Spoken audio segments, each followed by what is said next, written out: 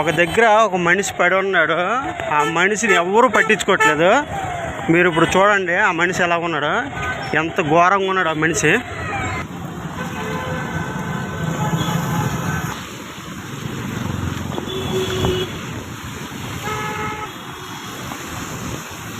ఇలా ఈ మనిషే